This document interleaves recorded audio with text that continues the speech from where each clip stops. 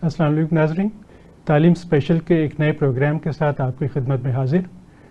नाज़रीन, आज का तालीम स्पेशल हकीकी मानों में एक स्पेशल प्रोग्राम है, क्योंकि आज हम एक बहुत बड़ी एक स्पेशल शख्सियत के हवाले से बात करेंगे। मेरी मुराद शहीद पाकिस्तान हकीम हाज़िक और पाकिस्तान के सबसे बड़े हकीम मोहम्मद सईद शहीद से है। हकीम साहब के हवाले से जो मैंने कहा कि बहुत स्पेशल प्रोग्राम है, तो इस हवाले से मैं आपको बताता चलूँ कि आज 17 अक्टूबर है और आज उनकी बरसी है। 1998 17 अक्टूबर को वो तारीख दिन जब उनको शहीद किया गया रोज़े की हालत में। आज हम कोशिश करेंगे अपने मेहमानों से उनके हवाले से, उनकी शख्सियत के हवाले से और उनकी तालीमी और सेहत के मैदान में और पाकिस्तान के हवाले से उनकी जो खिदमात हैं उसके हवाले से हम तफसील से बात कर सकें। नाज़रीन, जैसा कि आप जानते हैं कि हकीम साहब एक हमजत शख्सियत के मालिक थे। अगर सही मानों में देखा जाए तो हकीम साहब ने इल्म और हिकमत की एक नए दबिस्तान की बुनियाद रखी पाकिस्तान में। जैसे दबिस्तान लखनऊ और दबिस्तान दिल्ली बहुत मशहूर हैं अदब के मैदानों में, इसी तरह से अगर देखा जाए तो इल्म और हिकमत के एक नए दबिस्तान की बुनियाद रखी गई है हकीम साहब के थ्रू। और हकीम साहब को स्पेशल मैं इसलिए कह रहा हूँ कि हकीम साहब का एक बहुत बड़ा क्रेडिट ये है कि पाकिस्तान के एक सच्चे आशिक थे। और वो अक्सर कहा करते थे कि पाकिस्तान में 1948 में उन्होंने हिजरत का जो फ़ैसला किया तो उसकी वजह क्या थी। वो एक आम बज़ाहिर एक स्टेटमेंट है उनकी, लेकिन एक बहुत वसी मानी उसमें पोशीदे हैं। वो कहा करते थे कि लफ्ज़ पाकिस्तान से मुझे मोहब्बत है, मुझे इश्क है। उनके अल्फाज ये होते थे। मुझे ये एज़ाज़ हासिल है कि मेरी 4-5 मुलाकातें हुई लाहौर में। जब भी वो तशरीफ़ लाते थे हमारी कोशिश होती थी उनसे मुलाकात करने की, तो वो हमेशा यही कहा करते थे कि मुझे पाकिस्तान से लफ्ज़ पाकिस्तान से इश्क है, इस वजह से मैं अपने ख़ानदान को वहाँ छोड़कर, अपने रिश्तेदारों को, अपने माँ बाप को वहाँ छोड़कर पाकिस्तान हिजरत करने पे मजबूर हो गया। और वो ये भी कहा करते थे कि मेरी ये जो हिजरत है वो शरई हिजरत है, कोई सियासी हिजरत नहीं है। और नाज़रीन, उन्होंने अगर ये कहा कि उन्हें पाकिस्तान से इश्क है तो सही मानों में उन्होंने ज़िंदगी भर अपने उस इश्क के लवाज़मात को मेरा ख़्याल है कि पूरा करने में अपनी ज़िंदगी बसर कर दी। उन्होंने अपनी ज़िंदगी का एक एक लम्हा अपने महबूब की खिदमत में गुजार दिया, अपना महबूब यानी कि पाकिस्तान की खिदमत में। आज हम उनकी याद ताज़ा करेंगे और हमारे साथ मौजूद होंगे हकीम राहत नसीम चौधरी साहब। हकीम साहब का हकीम सईद साहब से बड़ा गहरा ताल्लुक़ है। और इनके साथ होंगे हमारे दूसरे मेहमान इंजीनियर मोहम्मद आसिफ साहब। आप भी हमदर्द शूरा के रुकन हैं। सर, आप दोनों का बहुत शुक्रिया। हकीम साहब, मेरा पहला सवाल आपसे है कि हकीम साहब के बारे में हमें बताइए कि उन्होंने मदीनातुल हिकमत की बुनियाद कैसे रखी, क्योंकि ये सबसे बड़ा प्रोजेक्ट है। वैसे तो उन्होंने हमदर्द की बुनियाद भी रखी, लेकिन चूँकि हमारा तालीम स्पेशल प्रोग्राम है तो मदीनातुल हिकमत चूँकि वो तालीम के हवाले से स्पेशल है, इसलिए हम यहाँ से आगाज़ करना चाहेंगे। देखिए, मदीनातुल हिकमत शहर इल्म सकाफ़त है और हकीम साहब एक तवील अरसे से सोच रहे थे कि मैं मुल्क और कौम के लिए कोई ऐसा काम करूं जिसके नाकूश लाफानी हों और जिसके असरात मिल्लत इस्लामिया और इस्लामिया ने पाकिस्तान को मिले। तो तवील सोचो बचार के बाद उन्होंने मदीनातुल हिकमत का फ़ैसला किया। इसका पस मंज़र वो ख़ुद बताते हैं कि वो तवील अरसे से गौर व फ़िक्र में थे कि वो कोई ऐसा काम करें जिससे इल्म व हिकमत की बुनियादें मुस्तहकम हों। वो सऊदी अरेबिया एक कॉन्फ्रेंस के सिलसिले में गए। दिन भर वहाँ कॉन्फ्रेंस में मसरूफ़ रहते तो रात वो हरम में गुजारते और सोच व बचार करते। हकीम साहब खुद ये कहते हैं कि एक रात मुझे ख़याल आया और मदीनातुल हिकमत का नाम मेरे ज़हन में उभरा। दरअसल मदीनातुल हिकमत वो जब इस्लामियान दुनिया का अरूज में थे तो हमारे दौर के अंदर ये मदीनातुल हिकमत बैतुल हिकमत के इदारे और शहर आबाद थे। उन्होंने ये नाम वहाँ से लिया ताकि इस्लामी रवायात का फिर इहया हो सके। तो ये एक बड़ी जगह है, एक बड़ा प्रोजेक्ट है جس کے اندر اسکول بھی ہیں، لائبریری بھی ہے، اسکالر ہاؤس بھی ہے اور یونیورسٹی بھی ہے، اس کے علاوہ اور بھی بے شمار ادارے ہیں۔ مدینۃ الحکمت حکیم صاحب کی ایک ایسی لافانی یادگار ہے جو صدیوں ان کے نام اور کام کو ہمیشہ زندہ رکھے گی، اور یہ تسلسل ہے اسلامی روایات کی بحالی کے لیے اور اپنے ماضی سے تعلق جوڑنے کے لیے۔ دیکھیے، جہاں تک شہید حکیم محمد سعید کا تعلق ہے، اگرچہ ان کی زندگی کی بڑی ساری خصیات ہیں، وہ مدیر بھی تھے، صحافی بھی تھے، منتظم بھی تھے، ماہر تعلیم بھی تھے، اس کے علاوہ صنعت کار بھی تھے، موصلہ بھی تھے اور طبیب بھی تھے، لیکن ان کا بنیادی تشخص طبیب کا اور ان کی شناخت طب کے حوالے سے ہے۔ جی وہ پاکستان آئے، نامساعد حالات میں آئے، اور ان کے آنے کی گرد و غایت جیسا کہ ابھی آپ نے بیان کیا، وہ اس عزم کے ساتھ پاکستان آئے کہ وہ خود اس بارے میں لکھتے بھی ہیں اور کہا بھی کرتے تھے کہ وہ مزاجاً ہندوستانی حکومت کے وفادار نہیں رہ سکتے تھے، اور وہ چاہتے تھے کہ نوزائیدہ مملکت اسلامی پاکستان کی تعمیر و ترقی میں وہ اپنا کردار ادا کریں۔ یہ ہجرت انہوں نے اس لیے کی۔ حکیم صاحب ہندوستان کے اندر ایک متمول گھرانے سے تعلق رکھتے تھے اور بڑی آسودہ زندگی گزار رہے تھے، لیکن انہوں نے شرعی ہجرت کا فیصلہ کیا تاکہ اس نوزائیدہ مملکت اسلامی کی تعمیر میں وہ اپنا کردار ادا کر سکے۔ جی بالکل صحیح کہا آپ نے۔ اچھا سر، یہ بتائیے کہ پاکستان سے ہندوستان جب تشریف لائے تو اس وقت ان کی والدہ صاحبہ نے کہا جاتا ہے کہ ان کو پہلے تو ظاہر ہے، اور نہرو صاحب نے بھی ان کو روکنے کی کوشش کی، پھر ابوالکلام آزاد صاحب نے بھی انہیں کہا کہ آپ یہاں زیادہ بہتر محسوس کریں گے، لیکن اس کے باوجود انہوں نے یہی چوز کیا کہ نہیں، وہ پاکستان تشریف لے آئیں۔ اور اس وقت نہایت ہی قسم پرسی کا عالم تھا، ان کے پاس بہت زیادہ کوئی مال و دولت بھی نہیں تھی، وہ ایک طرح سے خالی ہاتھ آئے تھے۔ تو وہ ہمیں تھوڑا سا ذرا آگاہ کیجئے کہ کیسے انہوں نے یہاں اپنا سیٹ اپ کیا اور کس طرح سے یعنی کہ یہ ساری منازل طے کی۔ دیکھیے، جیسا کہ میں نے پہلے گوش گزار کیا ہے اور اپنے ناظرین کو بتایا ہے کہ حکیم صاحب نے یہ ہجرت اس لیے کی کہ وہ چاہتے تھے کہ وہ نئی مملکت پاکستان کی تعمیر میں وہ اپنا کردار ادا کریں۔ جی بالکل۔ ہندوستان میں وہ ایک متمول گھرانے سے تعلق رکھتے تھے اور آسودہ زندگی گزار رہے تھے، اور انہوں نے یہ فیصلہ از خود کیا کہ تاکہ وہ شرعی طور پر ہجرت کر کے اسلامی مملکت کی تعمیر میں اپنا کردار ادا کریں۔ یہ بات درست ہے، انہوں نے اپنا لکھا بھی ہے اور کئی بار انہوں نے بتایا بھی کہ مولانا ابوالکلام آزاد کی بھی یہ رائے تھی کہ وہ ہندوستان میں رہیں۔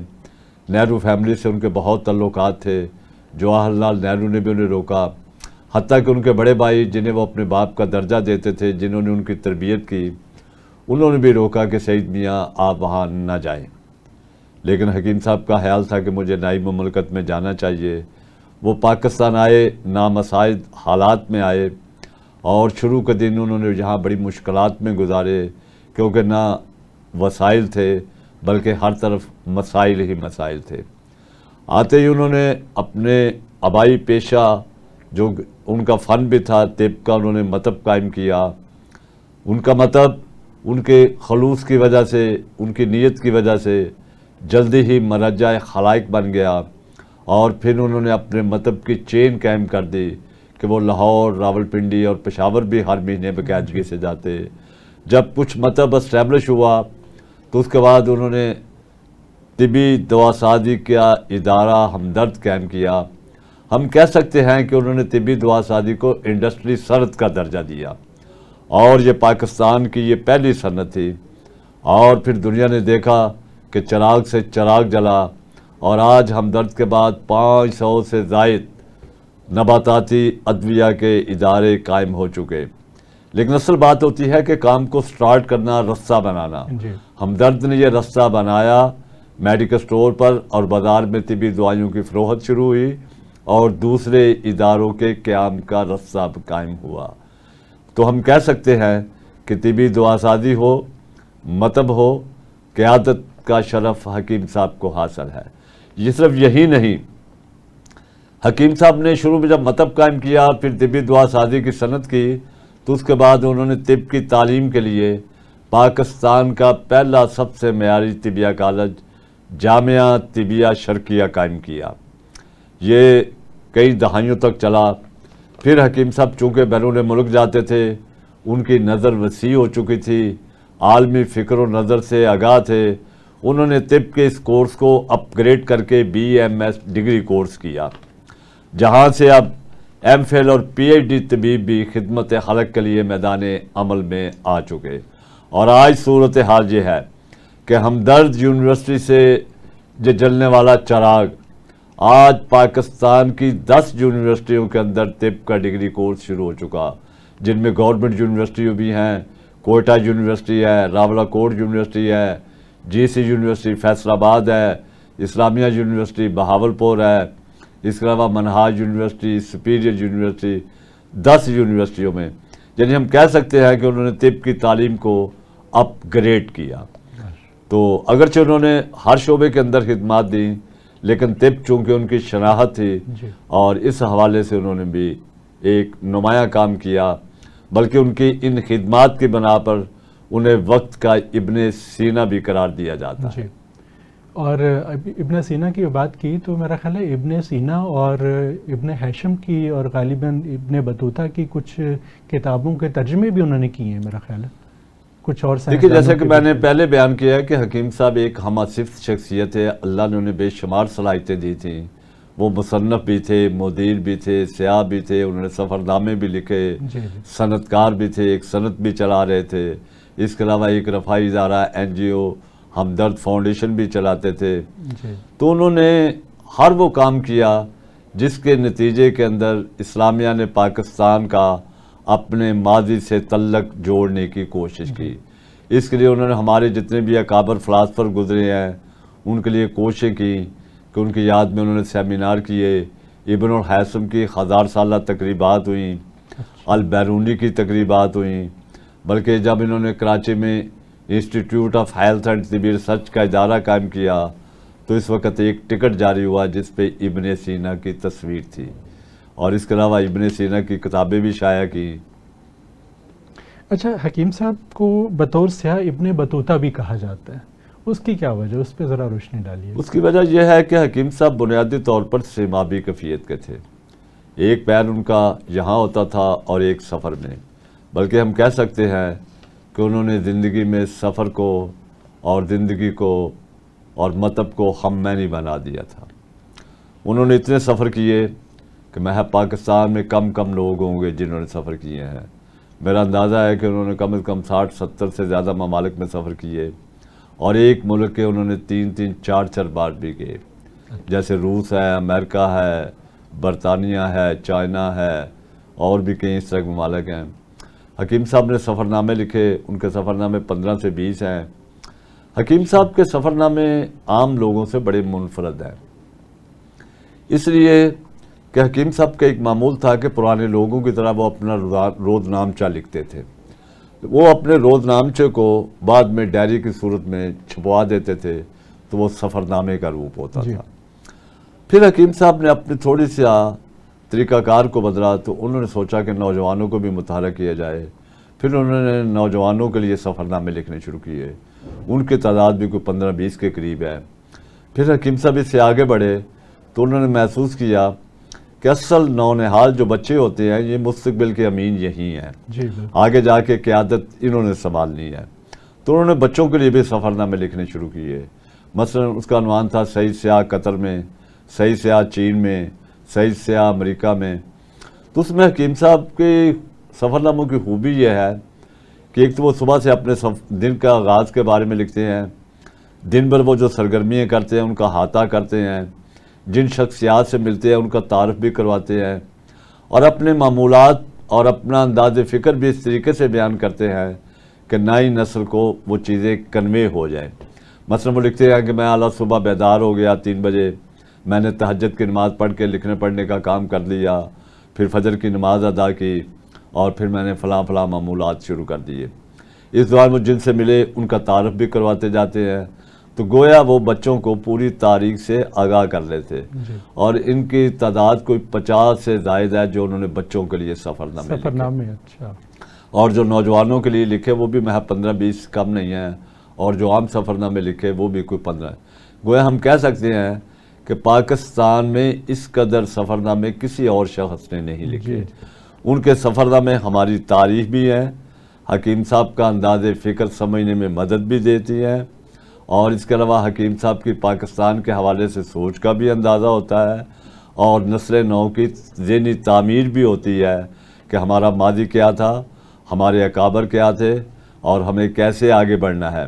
مثلا اگر وہ کسی ملک میں جاتے ہیں، برطانیہ گئے، امریکہ گئے، تو انہوں نے وہاں کی اچھائیوں کو بھی بیان کیا ہے، اور اگر خامیاں ہیں تو ان پر بھی بھرپور طریقے سے تنقید کی ہے، یعنی اچھائیوں کو کھلے دل سے تسلیم کیا ہے۔ ان کی سائنسی پیش رفتیں، ان کی صحت کے حوالے سے پیش رفتیں، تعلیم کے حوالے سے انہوں نے انہیں پیک کیا، اور آ کے ان تجربات کے لیے کوشش کی۔ ہمدرد کو بھی ان راہوں پر چلانے کے لیے انہوں نے راستے بنائے اور ان سے استفادہ کیا، اور نسل نو کو بھی اس سے آگاہ کیا۔ وہ چاہتے تھے کہ ہمارے نونہال، ہمارے نوجوان عالمی سطح پر جو پیش رفتے ہیں ان سے آگاہ ہوں، اور تاکہ وہ پاکستان کی تعمیر میں اپنا بحسن کردار ادا کرے۔ اچھا آصف صاحب، آپ نے ایک طویل عرصہ حکیم صاحب کے ساتھ گزارا، بہت قریب سے آپ نے دیکھا، آپ ان کی کون سی خصوصیات سے زیادہ متاثر ہوئے؟ بہت شکریہ شاعر صاحب۔ حکیم صاحب کی شخصیت اتنی بڑی شخصیت تھی کہ انسان جب سوچتا ہے، تو میں اس وقت FSC کی کلاس میں پڑھتا تھا، اور میرے ماموں نے تعارف کرایا کہ یہ میرے بھانجے ہیں۔ انہوں نے کہا پڑھیں، کیسی جاری تعلیم؟ میں نے کہا جی اس طرح سیکنڈ ایئر کا ہوں۔ نیکسٹ 2 منتھس میں پھر ملاقات ہو گئی، اور جب انہوں نے پوچھا تمہاری کیسی جاری تعلیم، میرا نام بھی جانتے تھے۔ بس سو میموری ان کی تھی، گریٹ میموری تھی۔ اور میں سمجھتا ہوں کہ حکیم محمد شہید صاحب نہ صرف میڈیکل اسکالر تھے، بہت بڑے کہتے ہیں نا لیڈرز تھے، بہت بڑے جو ہے وہ انسان تھے، اور سب سے بڑی بات یہ ہے کہ انسان دوست تھے۔ زبردست، بالکل انسان دوست تھے۔ دیکھیے کسی بھی معاشرے میں، کوئی بھی قوموں میں ڈیولپمنٹ ہوتی ہے تو اس میں 3 تحریکوں کی بڑی ضرورت ہوتی ہے۔ ایک تحریک ہوتی ہے سیاسی تحریک، جو آپ سب جانتے ہیں، دوسری تحریک ہوتی ہے سماجی تحریک، اور تیسری تحریک ہوتی ہے دانشوروں کی ادبی تحریک۔ یہ تینوں تحریک آپس میں جوائنٹ کرتی ہیں تو وہ قوموں کی تبدیلی آتی ہے۔ حکیم صاحب نے ان تمام تحریک میں باقاعدہ طور پہ ایک بڑا ایک جذباتی طور پہ کام کیا، اور معاشرے کو ایک اچھائی کی طرف لے جانے کی بھرپور کوشش کی۔ حکیم صاحب کا یہ تھا کہ اگر ان کی تعلیم کی، جو آج ہم تعلیم کے لیے بات کر رہے ہیں، ان کا ویژن اتنا اسٹرانگ تھا کہ وہ کہتے تھے لٹریسی ریٹ جو ہے نا پاکستان میں یہ 100% ہونا چاہیے، اور اس کے لیے انہیں بڑی زبردست سجیشنیں دیں۔ انہوں نے کہا جی پاکستان میں آج کل 2 لاکھ سے زیادہ مساجد ہیں، ان کو مدرسے بنا دیں۔ اس وقت 58% ہے یا 60% لٹریسی ریٹ ہے، تو یہ جو ہے اس طرح ان کا لٹریسی ریٹ پاکستان بغیر کسی مطلب اتنے پیسے نہ لگنے کی ضرورت نہیں ہے۔ یہی بات ہے جب حکیم سعید صاحب تعلیم کے معاملے تو بڑے جذباتی ہو جاتے تھے، ایموشنل ہوتے تھے۔ دیکھیں پھر میں بات کرتا ہوں، جب کسی قوم کو ڈیولپ کرنا تو ان کے نونہالوں پہ توجہ ہوتی ہے۔ سب سے بڑا کریڈٹ میں جو میرے جو لیڈر ہیں، میرے لیجنڈس ہیں، انہوں نے نونہالوں پہ توجہ دی۔ نونہالوں کی کہیں دنیا میں ڈیولپ کنٹری میں شاید ہوتی ہوئی جتنی انہوں نے کی۔ انہوں نے رسالے نونہال نکالے، بچوں کو انٹرسٹ، آج تو پڑھتے کم ہیں، اس وقت ہم سب پڑھتے تھے، سارے رسالے، سارے ڈاکومنٹ جو ان کے بنتے تھے وہ پڑھتے تھے، اور بچے بڑی شوق سے پڑھتے تھے۔ یہی وجہ کہ ہم ان چیزوں سے دور ہوتے جا رہے ہیں۔ اور سر بریک کا کہا جا رہا ہے، انشاءاللہ بریک کے بعد پھر انشاءاللہ گفتگو کا سلسلہ یہی سے جاری رکھیں گے۔ ناظرین ایک چھوٹی سی بریک۔ جی ویلکم بیک ناظرین۔ جی آصف صاحب آپ کچھ بتا رہے تھے حکیم صاحب کی خصوصیات کے حوالے سے۔ حکیم صاحب کی اتنی ان کے اندر کیپیبلٹی ہی تھی کہ وہ چھوٹے سے چھوٹے بندے کو، یعنی چھوٹا میں نہیں کہتا ہوں، عہدے کے لحاظ سے ان کو بھی اتنا ہی عزت دیتے، اتنا ہی احترام دیتے جتنا ایک جسٹس کو، جتنا ایک بیوروکریٹس کو۔ ان کے ہاں یہ نہیں ہوتا تھا کہ یہ لو لیول کا ہے یا اس کا عہدہ کم، نہیں کبھی نہیں۔ میں اسٹوڈنٹ اتنا ہی کریڈٹ دیتے تھے، اتنا ہی ان کو ٹائم دیتے تھے، اتنا ہی اخلاص۔ یہ ہمارے اصل بات یہ ہے سر شاید صاحب کہ ہمارے لیجنڈس کو، ہماری یوتھ جو ہے وہ یا تو ان کو پتہ نہیں ہے یا بہت کم علم ہے۔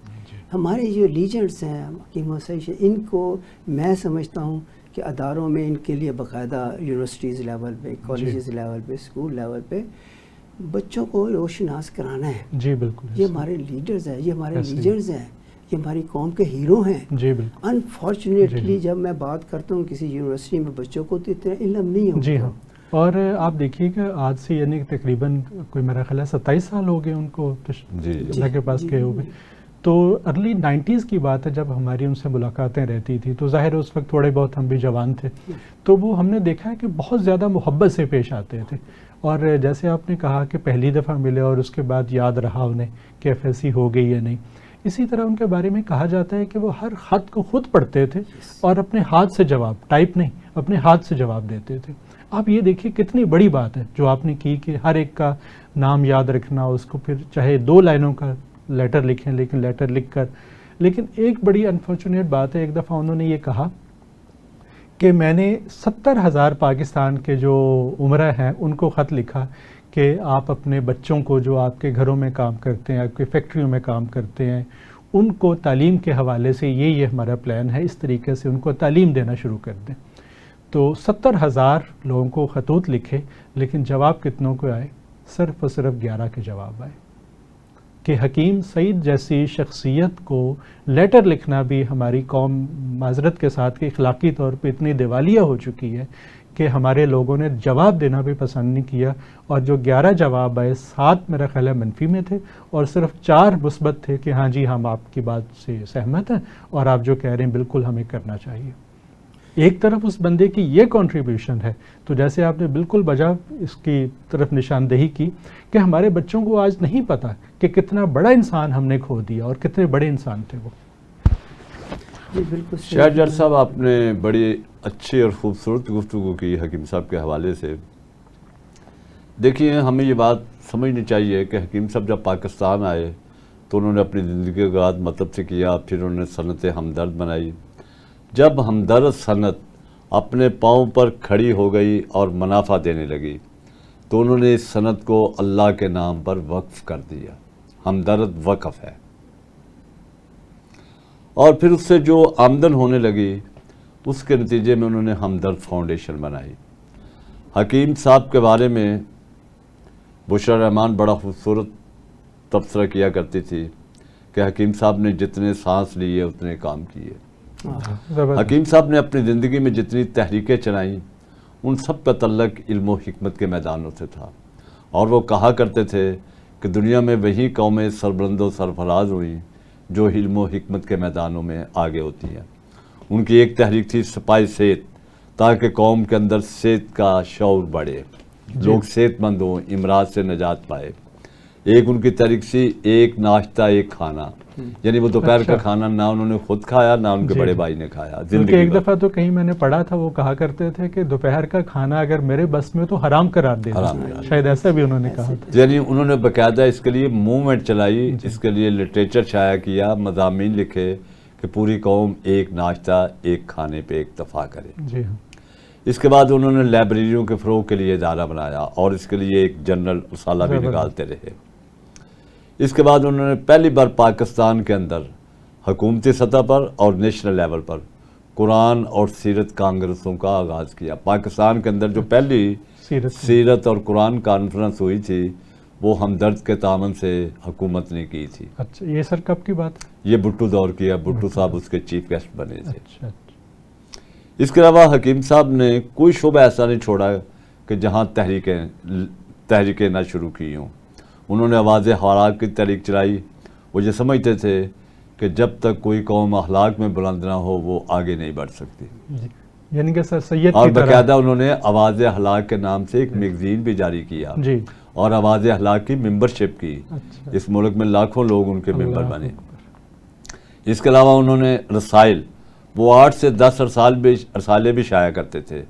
بچوں کے لیے ہمدرد نونیال، خواتین کے لیے ہمدرد نسواں، عام آدمی کی صحت کی تعلیم کے لیے ہمدرد صحت، ریسرچ کے لیے ہمدرد میڈیکس، اور اسلام کی اشاعت کے لیے انگلش میں انٹرنیشنل لیول پہ پیغام پہنچانے کے لیے ہمدرد اسلامکس، اور لائبریریوں کے فروغ کے لیے بھی وہ ریسرچ جرنل شائع کرتے رہے۔ اس کے علاوہ ہمدرد کا خبرنامہ ہمدرد، یعنی 10 رسالوں کی ادارت بھی کرنا، یہ بھی ایک ان کی موومنٹ ہے۔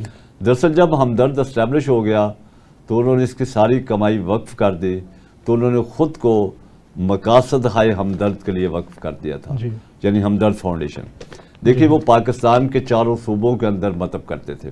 ہر مہینے کا جو پہلا ہفتہ ہوتا تھا 2 دن کراچی، اس کے بعد 2 دن لاہور آتے تھے، 2 دن پنڈی، 2 دن پشاور، اور ان کا مطلب اس طرح ہوتا تھا، من چونکہ بڑا قریب سے انہیں دیکھنے کا موقع ملا، ان کے ساتھ خدمات بھی سر انجام دی۔ حکیم صاحب صبح ٹھیک فجر کی نماز کے وقت مطب میں بیٹھ جاتے تھے، اور تا اختتام مطب عمومی طور پر عصر تک وہ مطب کرتے تھے، اور ایک دن کے اندر 250 سے 300 مریضوں کے دکھوں کے مداوے کی صحیح کرتے تھے۔ وہاں سے اٹھتے تھے تو ایک دن شام ہمدرد ہوتی تھی، اور نیکسٹ ڈے کبھی تذکار حکمت اور کبھی نون عال اسمبلی، وہاں چلے جاتے تھے۔ وہیں پہ وہ روزے کی حالت میں جتنی دن مطب کیا روزہ رکھتے تھے، صبح روزے سے بیٹھ، اور روزے میں بھی ہم نے دیکھا بڑے قریب سے وہ کھانا نہیں کھاتے تھے، عموماً دودھ اور سیب سے وہ روزہ رکھ لیتے تھے۔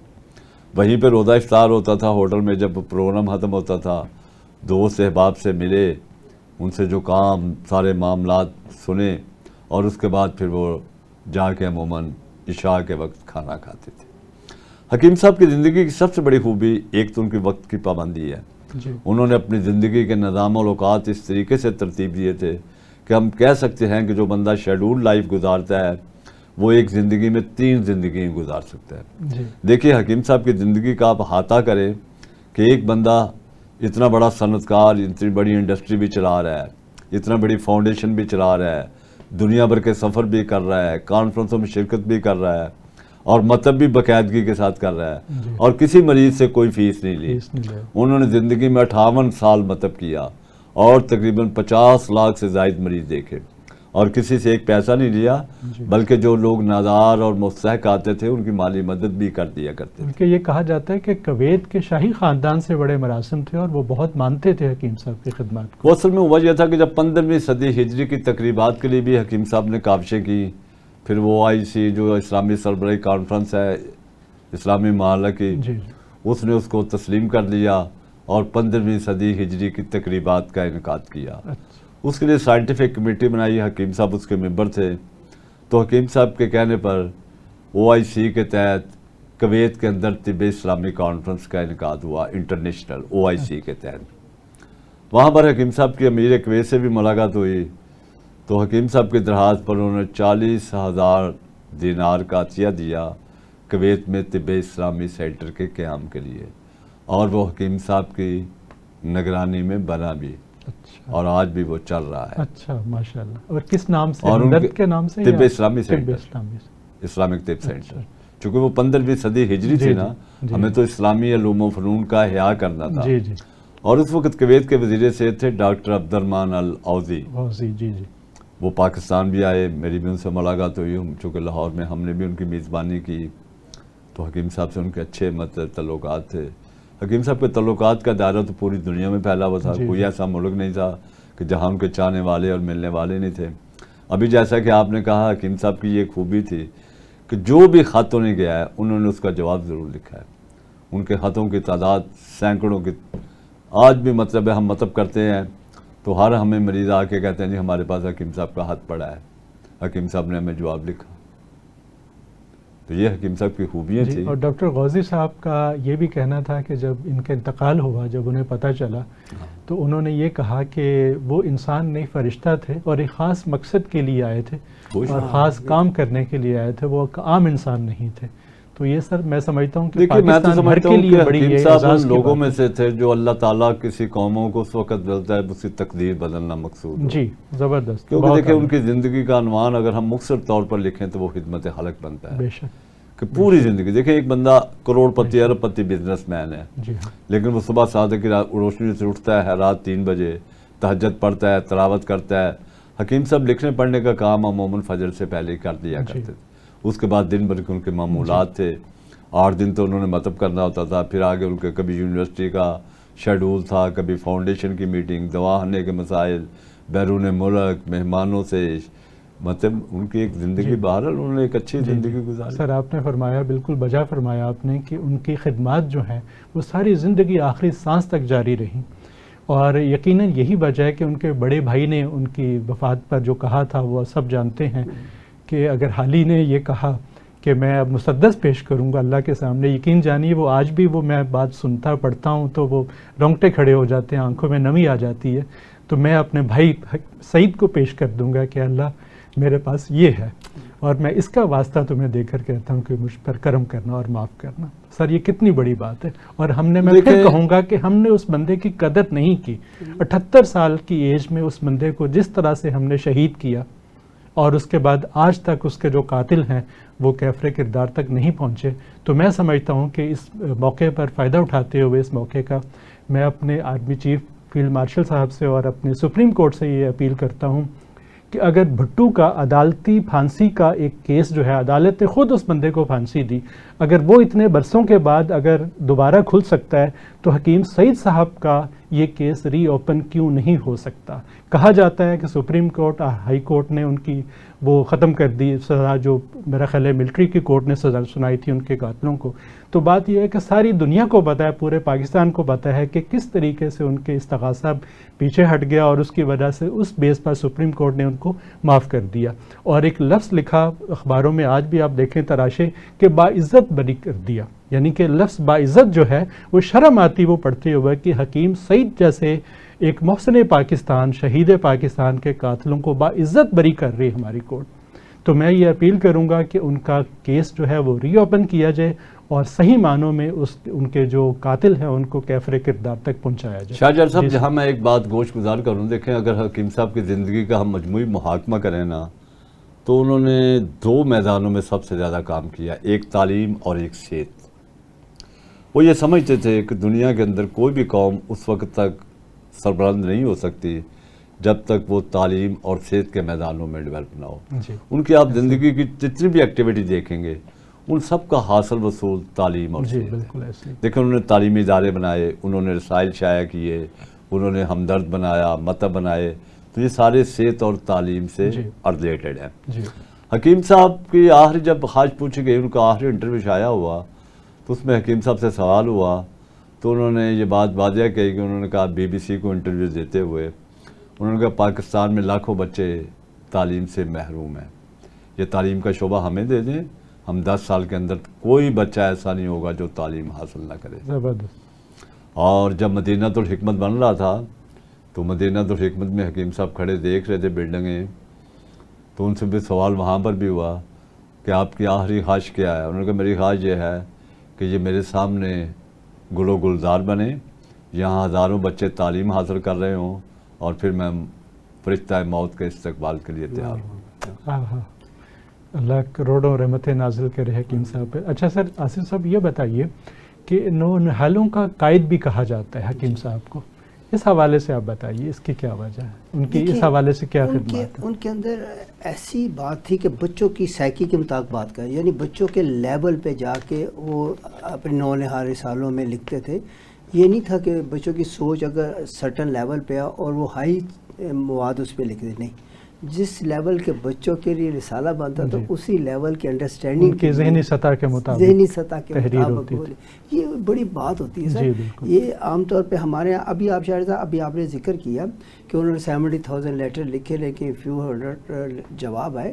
اصل میں مسئلہ یہ ہوتا ہے کہ ایک ہوتی ہے ڈسکرپشنل مینٹل روٹین, اسے ہم DMR کہتے ہیں, ڈسکرپشنل مینٹل روٹین. DMR ہمارے بلٹ اپ ہو جاتے ہیں over the years bad thinking سے. ہم نے یہ بھی نہیں سوچنا کہ اتنا بڑا کام کرنے والے کا اگر لیٹر آیا تو اس کا جواب تو دینا, چاہے آپ اپنی رائے دیں اس میں, لیکن اس کا مطلب یہ ہے کہ ہماری سوچ تھوڑی سی اس قدر نیگیٹو ہو چکی کہ اتنے بڑے لیجنڈس کا اگر کوئی انکوائری آئی ہے یا کوئی ایسی بات آئی ہے تو اس کے لیے پراپر جواب دینا چاہیے. اور یہ آج بھی میں ریکویسٹ کرتا ہوں all peoples of class of society کو کہ ہمارے یہاں لیجنس کا خیال رکھیں, وہ جو بات کرتے ہیں ان کو سوچیں کہ یہ کیوں کر رہے ہیں، یہ جو ہمیں لیٹر لکھ رہے ہیں یا ہمیں سجیشن دے رہے ہیں، ان کے جا کے ان کو عملی جامہ پہنانے کی کوشش تو کریں نا. اگر نہیں کر سکتے تو تھوڑی سی کوشش تو ہو نا. یہ بڑی ایک عجیب سی بات ہوتی ہے کہ جواب ہی نہ دینا. آصف صاحب نے بڑی خوبصورت باتیں کی ہیں، میں اس بات کو آگے بڑھاؤں گا. دیکھیں حکیم صاحب جو تھے نا، بنیادی طور پر ان کا تعلق علم اور ادب سے تھا. انہوں نے پاکستان بھر کے دانشوروں کا فورم بنایا، شام ہمدرد، پھر اسے مجلس شورا کا نام دیا، اور اس کے اعتماد آج تک ہو رہے ہیں. 60 سال گزر گئے. یہ چاروں دارالحکومتوں میں ہوتے ہیں، کراچی، پنڈی، لاہور، پشاور میں. اس کے بعد انہوں نے نوجوانوں کے لیے بھی بنایا جوان امروز کے نام سے، جوان دوست. اور اس کے بعد ان کی توجہ نونہالوں پہ آج سے نہیں تھی، شروع تھی. جب پاکستان میں وہ آئے، فاؤنڈیشن بنی، تو سب سے پہلے جو کام ہوئے ان میں ہمدرد نونہال کا اجرا تھا. اس کے بعد پھر انہوں نے باقاعدہ نوجوانوں کے لیے، نونہالوں کے لیے اسمبلیاں قائم کی، بالکل شورا ہمدرد کی طرح. ان کے بھی ہر مہینے باقاعدگی سے اجتماعات ہوتے ہیں، کراچی، لاہور، راولپنڈی اور پشاور، اور گاہے بگاہے کوئٹہ اور دوسرے شہروں میں بھی. تو دیکھیے ہم دیکھتے ہیں کہ 30-40 سال گزر گئے ہیں، 40 سال سے زیادہ عرصہ گزر گیا. آج وہ نونہال پاکستان میں بڑے بڑے عہدوں پر پہنچ چکے. کوئی بیوروکریٹ ہے، کوئی FBI کا کمشنر ہے، کوئی کسی شعبے میں جا رہا ہے، کوئی ادیب ہے، کوئی صحافی ہے. تو مطلب فکری طور پہ وہ لوگ تیار ہوئے، نوجوانوں کو تیار کرنا. یہ کوئی معمولی بات نہیں.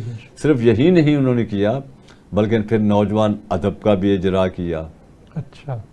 نوجوان ادب سے مراد ہے بچوں کے لیے کتابیں، اپنے سفر ناموں کے علاوہ ویسے بھی کتابیں چاہیں گی بچوں کے لیے.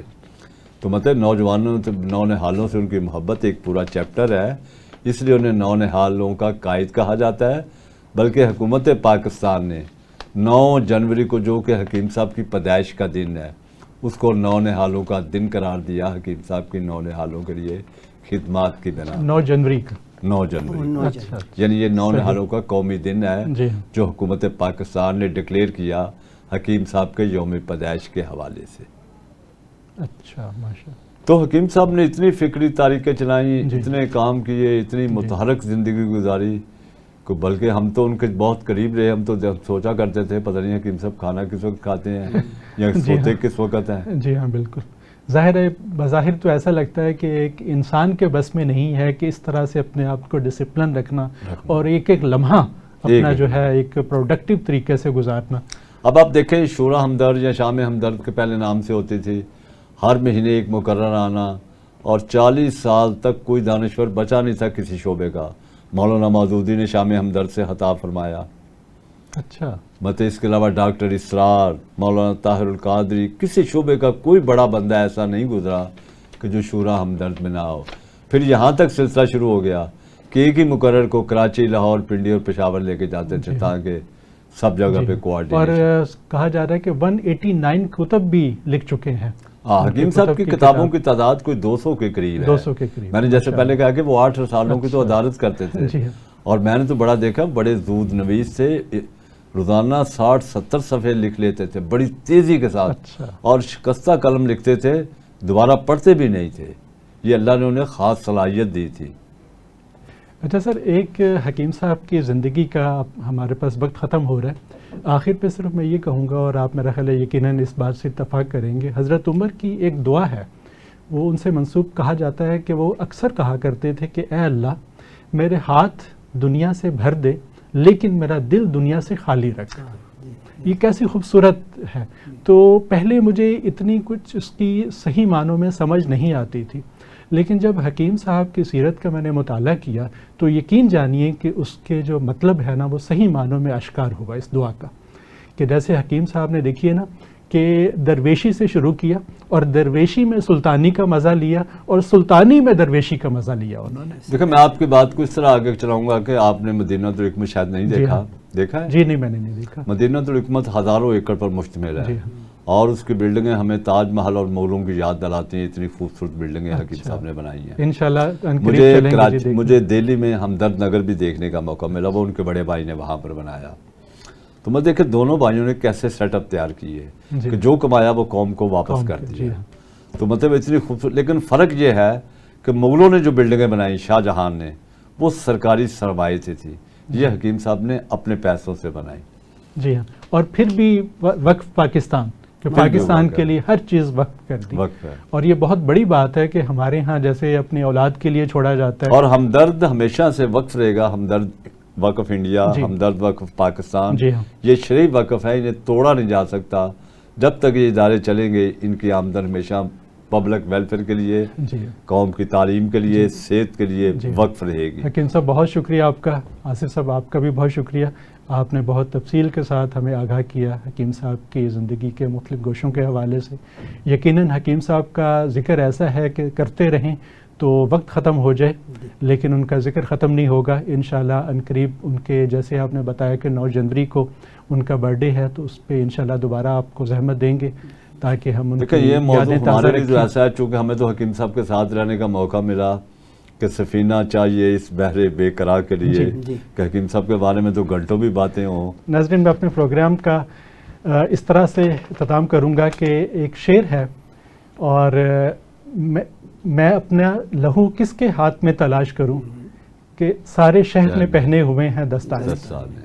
تو میں پھر اپیل کروں گا اپنے حاکم اعلیٰ سے، اپنے فیلڈ مارشل سے، اپنے سپریم کورٹ کے چیف جسٹس سے بڑے ادب کے ساتھ کہ آپ لوگ جو وطن کے لیے کام کر رہے ہیں بہت ان کی ہم تائید کرتے ہیں، لیکن لگے ہاتھوں یہ پاکستان کی تاریخ کا جو بہت بڑا قتل تھا، میں سمجھتا ہوں کہ پورے پاکستان پہ، پوری پاکستان کی نسلوں پر آپ کا یہ قرض ہے کہ آپ نے ان کے قاتلوں کو چن چن کر کیفر کردار تک پہنچانا ہے اور ان کا کیس ری اوپن کرنا ہے. میں سمجھتا ہوں کہ اس سے زیادہ جو بڑا ٹریبیوٹ جو ہے وہ آج ہم حکیم صاحب کو نہیں پیش کر سکتے. ناظرین اس کے ساتھ اجازت دیجیے. میں ایک منٹ یہاں ایک بات آخری گزارش کروں گا. جب حکیم صاحب کی شہادت ہوئی تو حکیم صاحب کے بڑے بھائی انڈیا میں تھے، اب وہ عمر کی وجہ سے آ نہیں سکتے تھے، تو انہوں نے وہاں پر تبصرہ کیا کہ میں تو کفر ہند کے اندر محفوظ ہوں، اور آپ تو مدینے گئے تھے، آپ تو مدینے میں شہید ہو گئے. اوہو. ناظرین اس کے ساتھ اجازت چاہتے ہیں. اللہ حافظ.